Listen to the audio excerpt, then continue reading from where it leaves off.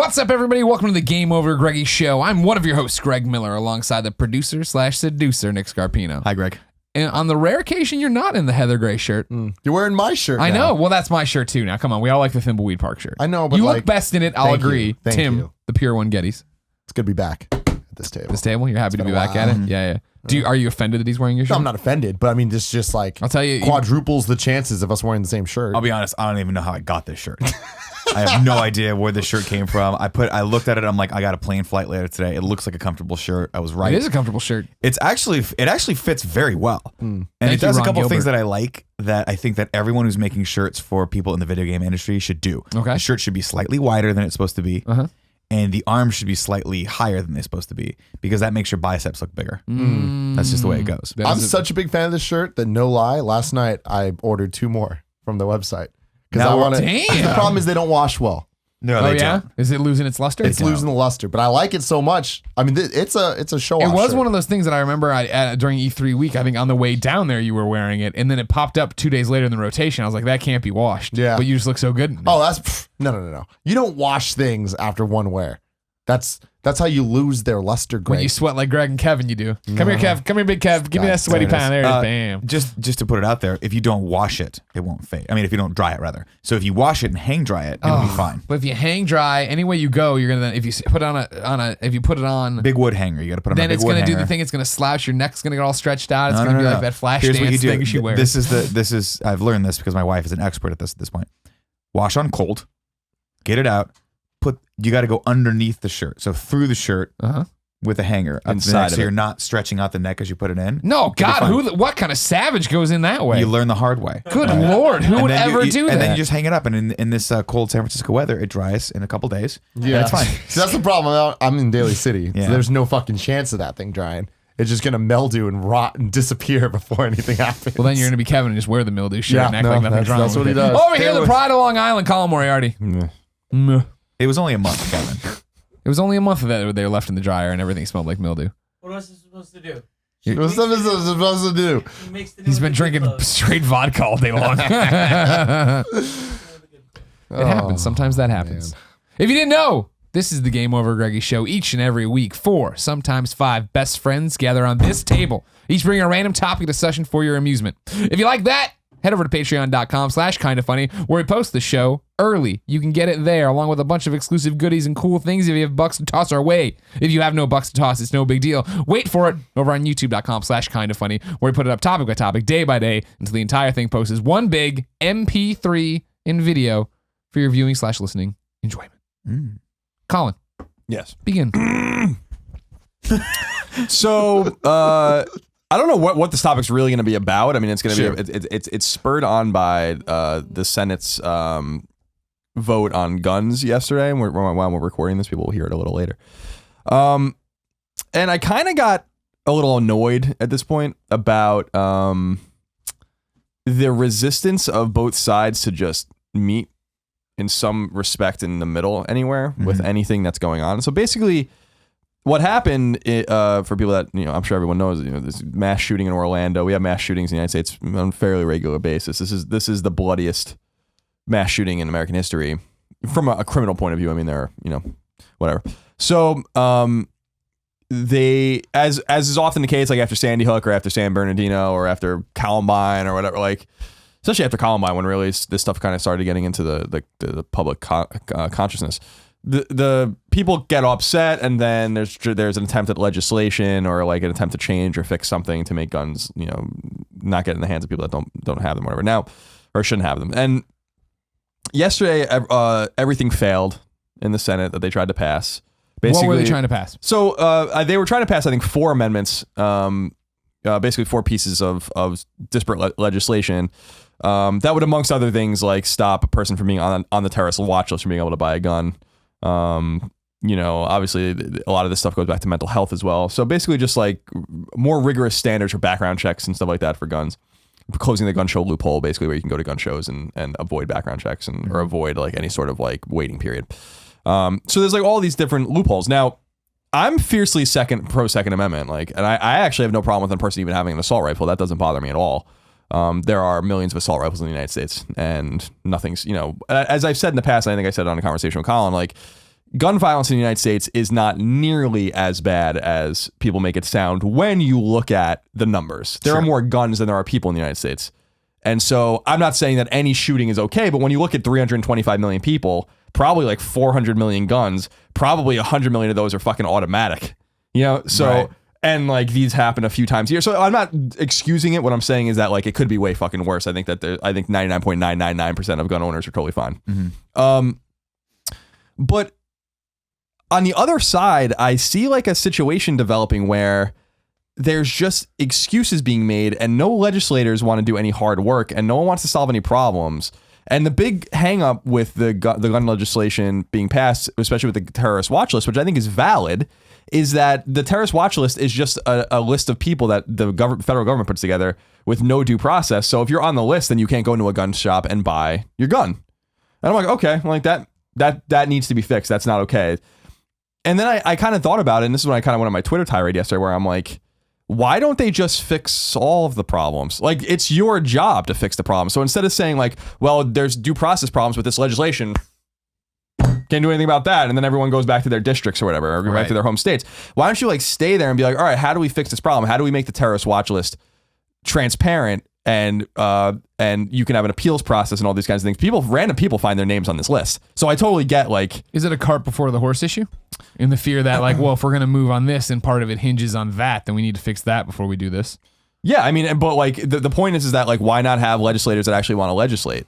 Like fix the fucking problem. I think we let go of that a long time ago. Yeah, but this is kind of the issue I was coming up with, is that like the fact is that owning a gun in the United States is a sacred right. It's not going anywhere. Anyone who thinks that like banning guns is going to happen in the United States in any case, it's never going to happen. Never in a fucking million years is going to happen. Not only is it like a legislatively huge heavy lift for this to happen, you need 2/3 of the Senate, 2/3 of the House, which never happens, and then you need 3/4 of state legislatures, which is never going to happen. And the intention of that was to make it really hard.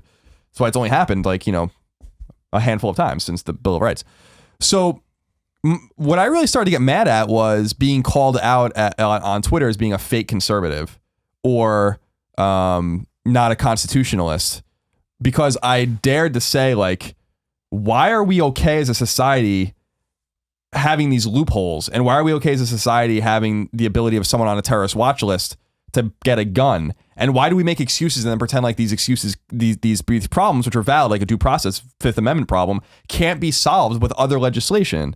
In other words, like we've gotten to this really bizarre point where everyone is just, it's getting worse than ever, where like a mass shooting can't even bring us all together and like make us solve problems. And I think there's a disingenuousness on both sides for sure. I think like when you hear the stats of like, there are so many, you know, 30, 40,000 gun deaths a year. I'm like, bullshit, there are in the United States. No, there aren't. Most of those are suicides and most of those are accidents. And then most of the murders are done with pistols, not with machine guns or with semi-automatic weapons. Right. So like we have to have honest statistics about that as well, to not inflate the numbers and make it seem like it's way worse. Like I said, when people think they're coming over here, it's like the Wild West. Like, give me a break. You know, it's a totally normal country, like the normal Western European country you come from, or Australia, or any of those kinds of things. But I mean, why wouldn't those numbers count? I mean, if it's accidents or suicides or whatever, they still have access to guns, whether it's pistols or automatics. Like, why they still have guns? What is the? I don't understand what you're even arguing. They're arguing gun violence as in like people going down and mowing people down, and I'm saying that a person. I mean, are they turning a gun? Arguing? Yeah, they are. Deaths by guns. No, I mean the insinuation in these statistics is anyone who knows that looks at these statistics is that the numbers are padded, obviously padded. But this is neither here nor there.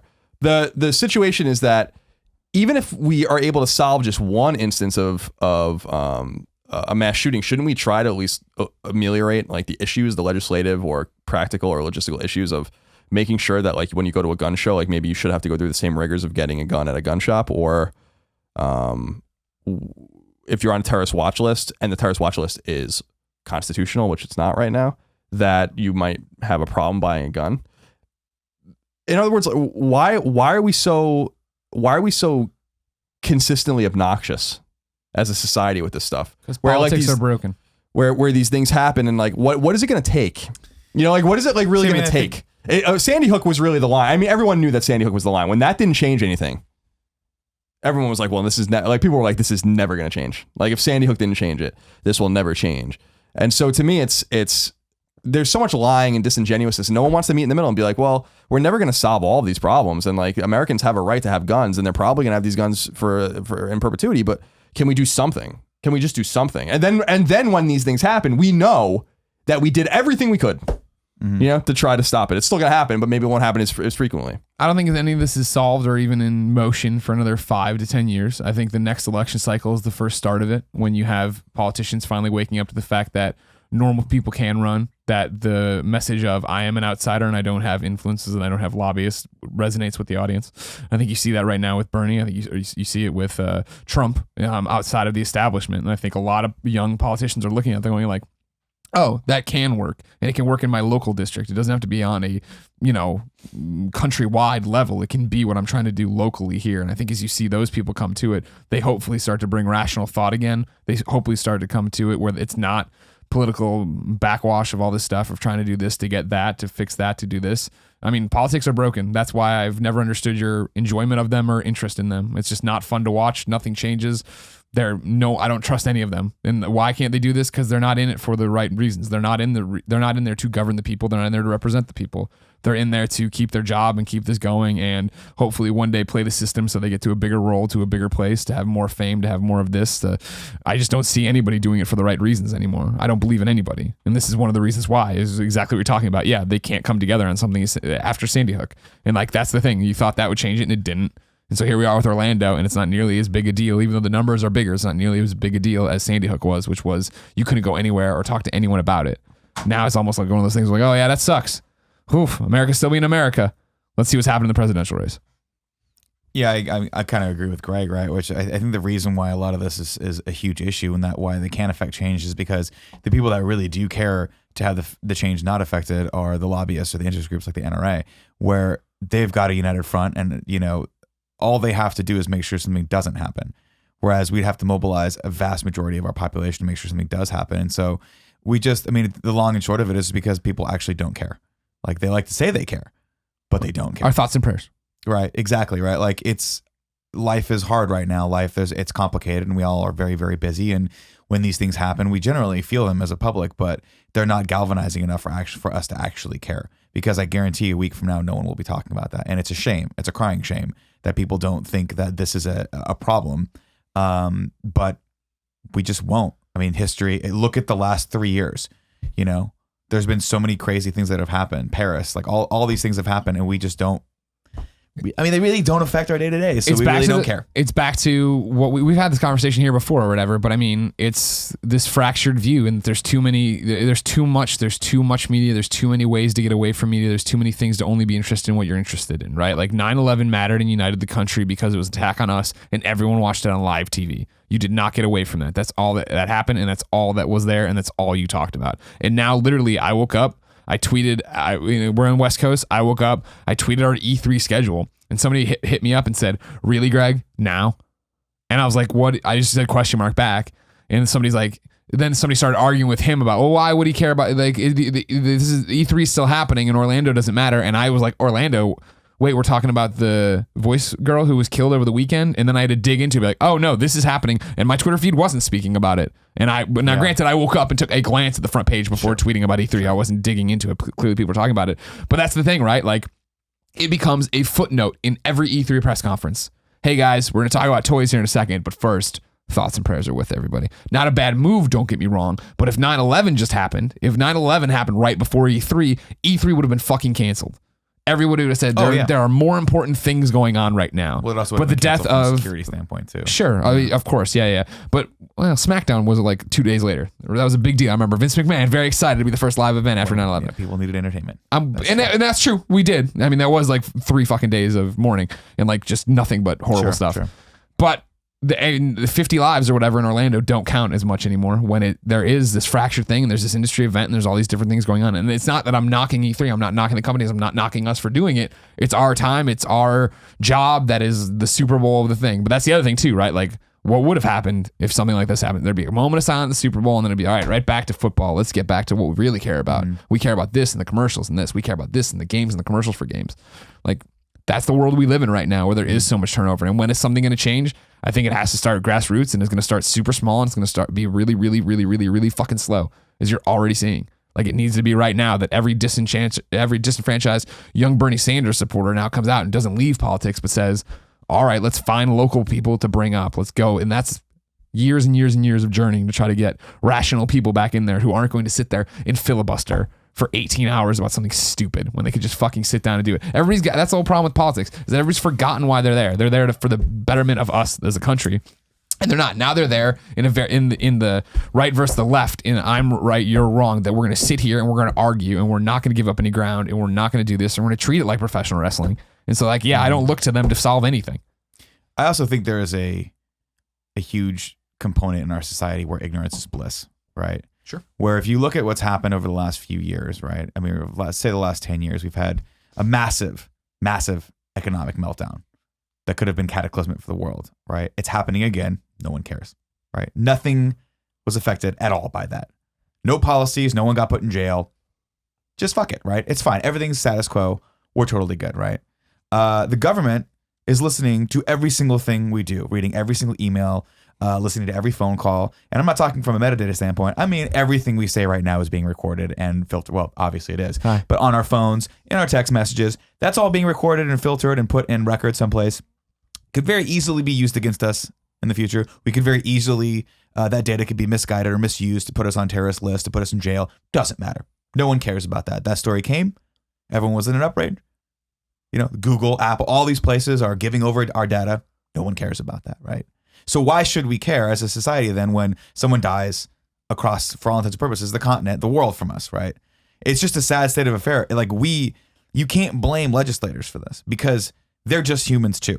And at the end of the day, all they're going to do is do whatever keeps that status quo because their job is to keep everyone happy, and everyone's happy being ignorantly or blissfully ignorant with all this stuff. We just don't want to think about it because at the end of the day, I have to worry about how I have to pay rent. I have to worry about how I'm going to retire. I have to worry about my wife's happiness, my friend's happiness, my business. And I just don't have any more room in my brain to think about how we're all going to take on this Herculean effort of changing gun control in this country or doing away with laws that allow the government to basically spy on every single aspect of us. It's too big of a hurdle. So what do? We go, that sucks. Thoughts and prayers are with you. I'm changing my little icon on Facebook and Twitter for a week so I can prove that I'm human. And then after when I see everyone else stop changing that, I'll change it back. And that's it.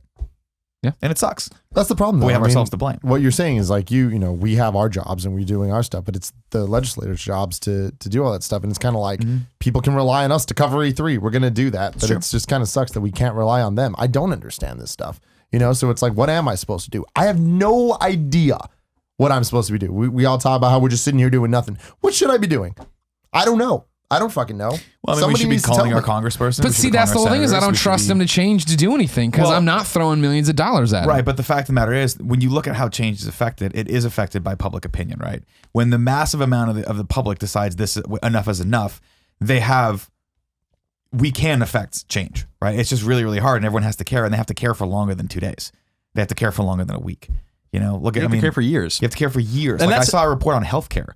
You know how long they've been lobbying to change healthcare in the United States? This goes back to LBJ and Nixon. Jesus This goes back for 60, 70 years. Yeah, I mean, and Hillary Clinton started it. The idea that, and that's one thing that gets frustrating. And I don't want to disparage the things that we're into and the things that bring us joy and entertainment, but the things that we are into and that we talk about and that we make our business about are fucking meaningless. At the end of the day, meaningless. It is meaningless, and we can rally all of these people around games and entertainment. It's fine and it's great. It's all what binds us together, and we all love those things. But the apathy route that America is taking right now is not acceptable, and it's leading us into a fucking abyss. And this is where the thing, polling isn't changing anything. 92% of Americans want fucking background checks. 92%, and the Senate won't pass that. 88% of Americans want you to not be able to buy a gun if you're on a terrorist watch list. That failed. Who are they voting for? Their special interests. At some point, it's when you are the senator from the state of New York, you are the senator for those people. You are not your own senator. Yeah, people forgot that a long time ago. And we are a republic. It's a representative republic. The idea that we're not a democracy because we don't all individually vote on issues. We send people to cast their votes for us. It's just easier that way. That's the entire idea of the system. So when you have a representative, it's like saying, I'm going to be a conservative Republican and I'll represent the 8th district in Manhattan. That doesn't make any sense.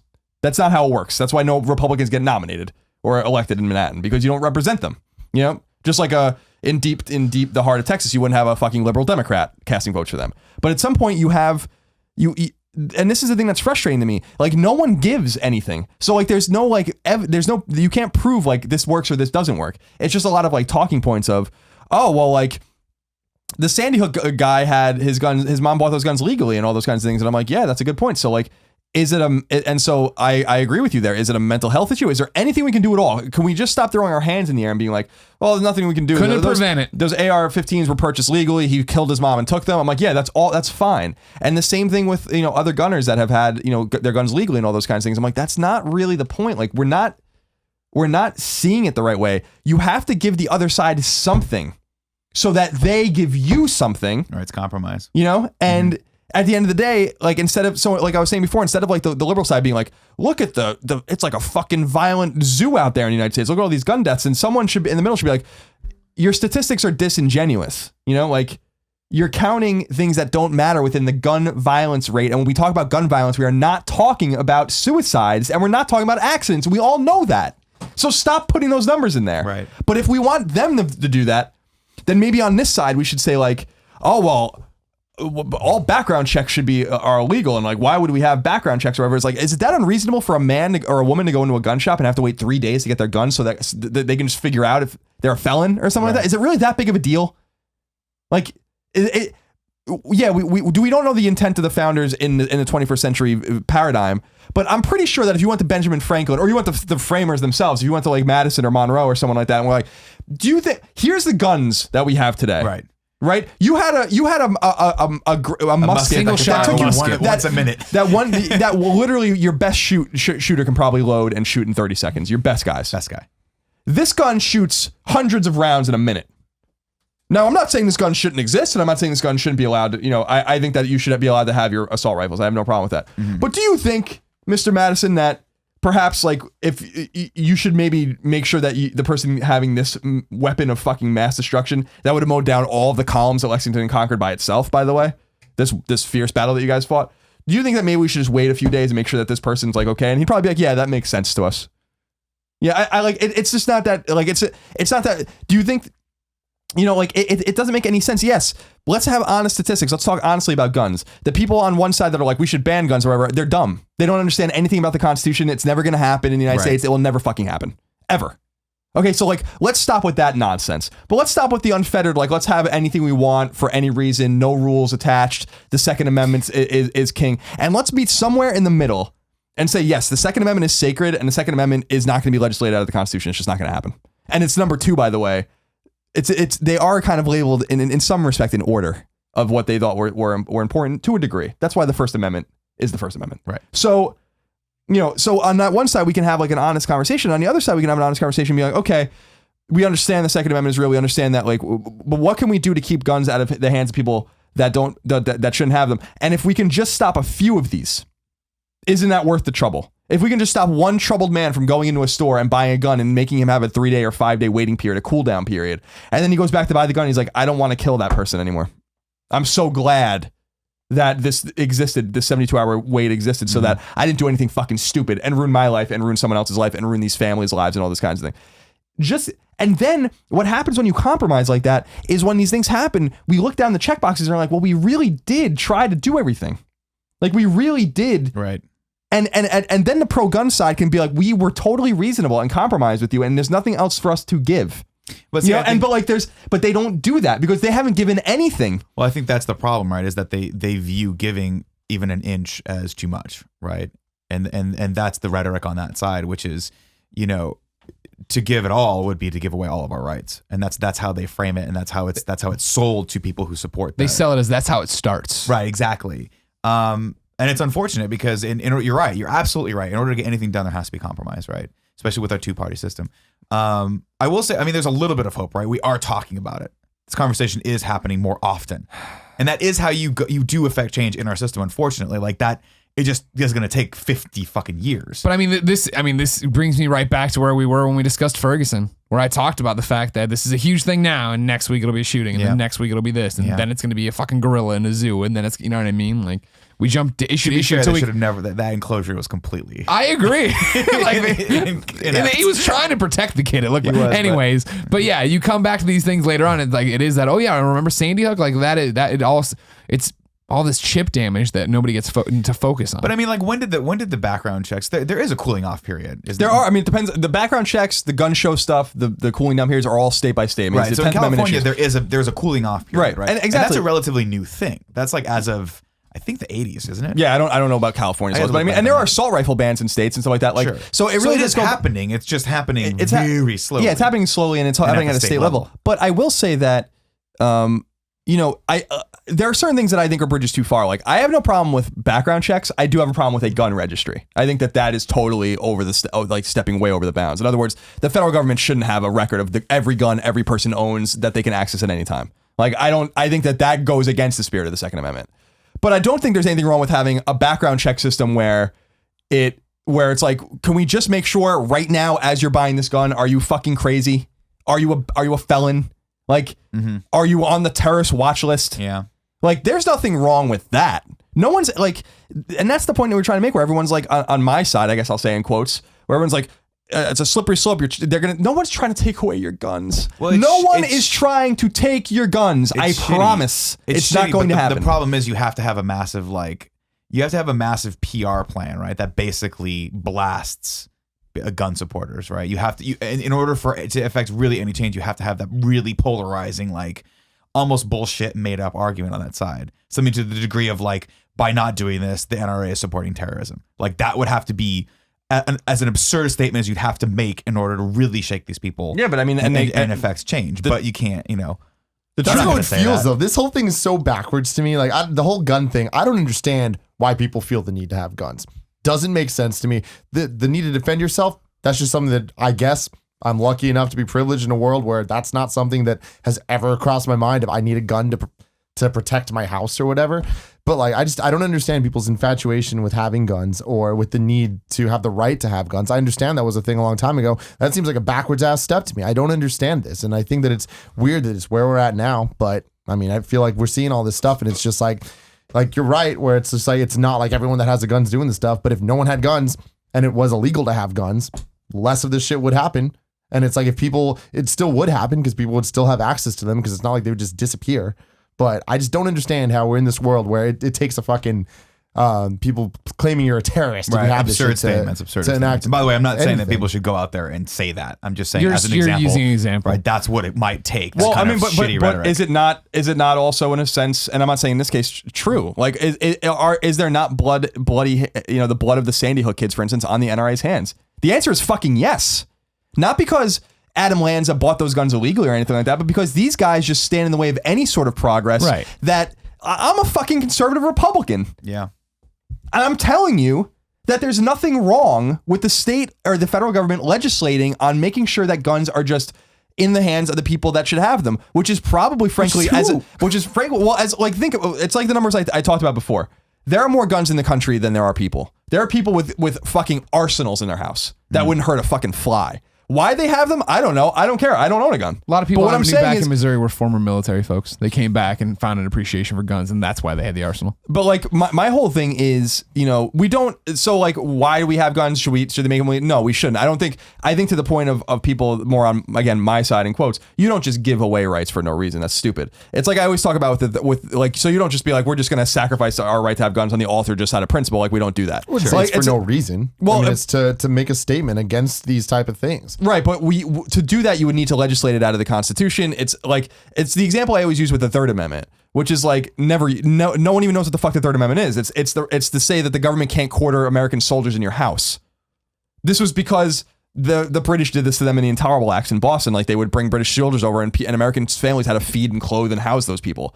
So that was part of their experience. It's never been cited in any Supreme Court case, and it's fucking meaningless. It doesn't mean anything, but like, we see it there and we're like, well, you never know, you know, like, right. It should be there or whatever. So like, we never even had an attempt to remove that from the Constitution with an amendment, because it's like, well, why would we do that? Like, it's a right that they gave us, and it doesn't seem like we need it now, but maybe one day we would. And so I understand that particular argument, but like, to just say like by meeting somewhere in the middle on guns, the law-abiding hundreds of millions of guns out there that are in the hands of law-abiding people, these people can step up too, and they are, and a lot of them do step up and say like, I don't want psychopaths with a fucking gun strapped to their fucking leg. I don't think that was the intent of the founders. I don't think the founders intended that anyone, regardless of mental status or anything like that, should have a gun. That wasn't really the idea of the militia. So, I just get so fucking frustrated with these political ideological purity tests that everyone has to go through, and these all things where it's like, yeah, maybe this will stop nothing, but at least we know we tried. Like, why can't we just try to give the one side a little bit and have a give and take? That way, when these things happen again, and hopefully they happen fewer times in the future, we just know that we checked all the boxes. And then our side can come up and say like, instead of making the argument at the beginning, which is to say like, we'll sacrifice a little bit of security for a little bit of freedom, which is something I believe in. We say that afterwards when we say we sacrificed all of these things, and now we have to realize that like some of this is the repercussions of a free society. That like we gave you A, B, C, D, E, and F, and they stopped 25% of these things, but we can't give anymore. Like, because then we really start to infringe on the things that we hold constitutionally dear or within our ideological souls, like where we're like, we just can't give anymore. But we gave. Instead, it's like we give you nothing. We give you nothing. And then this causes the other side to have to get more and more extreme. And then what you have is there's these two sides that just scream at each other. As we get into, every time we talk into a political conversation, we talk about this. And one side's screaming about all the gun deaths, even though that they know they're not talking about the right statistics. And the other side's talking about like, out of my cold dead hands, as if anyone's trying to take your fucking hunting rifle. Right. Or as if anyone's even trying to take your assault rifle. That's not what anyone's even talking about. Yeah. So I wanted to just talk about that because I swear to fucking God, there are reasonable people out there, and you get the government that you deserve. And we can vote the House out every 2 years. This isn't a ridiculous. They're not in there for life, but we keep putting the same people in there over and over again. The Senate every 6 years in 2-year cycles. We can do something about this, and we can get reasonable Republicans and reasonable Democrats. And that's the big thing that I hate too. Is like these kinds of arguments make it seem like there are no reasonable Republicans. There are millions of us. It's just the people you're electing aren't. No, it's because they have to appeal to the ideologically crazy people, just like the Democrats have to appeal to the ideologically crazy people. And in the middle, everyone is left being like, well, I have no problem with the Second Amendment. I just maybe want some legislation that would make it a little easier. And instead of the legislators going in there and being like, well, this is a due process Fifth Amendment infringement, and then they walk back to fucking Texas or wherever they're from or whatever, it'd be like, okay, this is a due process problem. Can we fix it? And then everyone sits there and like figures it out. Like, can we fix the terrorist watch list? So that it's within due process. So like we understand how names are added to it. So we understand how you can get off of it. There's an appeals process. It's fair. It's transparent. No, that's too hard. Everyone back to their districts. And then we'll argue about this again next time. With a whole new group of fucking inept asshole morons that are leading us from the White House all the way down. It's infuriating. And I'm like, that's why I'm saying it's obnoxious. I'm sick of it. So my question is why, and let me get it all out, why are you against the National Gun Registry when my car is registered? And if it's just the fact that there's the registry, well, tell me, why is it? Why are you against it? If states want to have their own registries, I think it's a 10th Amendment infringement. I think that like the federal government, those should be like if the state of California wants to have a list of everyone's guns or whatever, then that's their prerogative. I am uncomfortable with the federal government having so much power that they know like where every gun is. Like I don't think that's within the spirit of the Second Amendment. Okay. Like I don't. So like, but I don't think that that's an unreasonable argument, and that's not what anyone's really asking for. Sure. When you're asking for a background check, you're not asking for a registry. I don't think a registry doesn't solve the problems we're having. No, it tells you where all the guns are now. Yep, he had that gun legally. We knew he had that gun. He went and shot a bunch of people. Glad the registry exists. Like, I don't think it solves it, but I don't think it's a bad thing to have either necessarily. And if people can trick the background checks, which they can, and if people can do all these things and they still commit those crimes, well, like, at least you put barriers in front of them to make them think, or to at least try. Well, just try to figure it out based on these failures. But I mean, that's the hard part, right? Is that take out the argument of gun control, right? And people still do bad things. How do you solve that? Yeah, it's hard. You don't, right? Well, you you're always can't, because it's a case by case basis, right? People's motivations for doing things range, and they're terrible things and they shouldn't be done, but you can't stop a bad person from doing a bad thing, or a person who's in a bad mental state from doing a bad thing, right? It's just very, very difficult. So I feel like almost the argument's almost absurd at this point, because it really is not addressing the root problem, because no one knows really what that root problem is. I think it's a lot of things. Maybe it's maybe it's our policy in the Middle East, or maybe it's not. I don't know, but there's a reason why people are psychologically disturbed and going out there and doing this stuff. And yeah, I think there's a lot of reasons. I think that like I think there's so many reasons why we have gun violence in the United States, and I don't think, of course, we have guns, so that's going to be part of it. Like anyone who's like, well, you have a gun culture. It's like, yeah, we have had a gun culture since the 80s. Right. Since the 1770s, we have had a gun culture. That's why we won the revolution. That's why like we are a force to be reckoned with. Because of those kinds of things. So there's a positivity to it, but I think it's like the destruction of the family. I think it's like the destruction of morality and ethical ways of living and like doing what's right and all. I think there's so many like issues, and people like point at these scapegoats, but I think it's very simple. I think it starts at home, and I think it starts with the way you're raised. I think it starts with mental health. I think it starts with all those kinds of things. But guns are a component. Anyone who is even pro-gun like I am doesn't admit that, like, well, the access to guns is obviously letting people kill people with guns. No shit. Sure. Who would like sit here and deny that? But people do. And that's so it's a very troubling kind of thing. And I just wanted to bring that up, that like we need to start dealing with these things. Like we are in trouble, man. Like I really do not think people understand how much significant trouble this country is in. Like from a fabric standpoint, like we don't do anything anymore. No wonder people like Trump, Trump are doing well with a group of people where it's like, well, like we don't win anymore. We're not great anymore. And it's like, well, he is right there. I don't think he's right in like almost anything he says, but I get why that particular message appeals to people, because it's like, yeah, like look at these fucking incompetent assholes. They don't do anything. 92% of people want a background check and you can't even pass it. Nothing is voted up 92%. Like nothing is like you can't find anything that people agree with. You wouldn't be able to find 92% of Americans that believe the earth is round. And like, and they're voting. It's probably true. And they're voting on, and they won't vote on this. And I'm like, yeah, I believe in the tyranny of the majority. I believe that you have to legislate. I think there's a due process issue. Sure. Fucking fix it. Fix it. We pay you all this money. You get paid hundreds of thousands of dollars a year, millions of dollars to your staffs and your office space and your travel. Fix it. Or we'll get someone in there that fucking will fix it, But we don't. Like, there's no threat. Incumbents win in the House all the time. No one's primaried. It's an old boys club and an old girls club. Guess what? Nancy Pelosi's going to win. Yeah. In November, and she's going to win in November 2018. She'll win November 2020. She'll win no matter what. She's going to win until she retires. Well, that's because she has a lot of good points.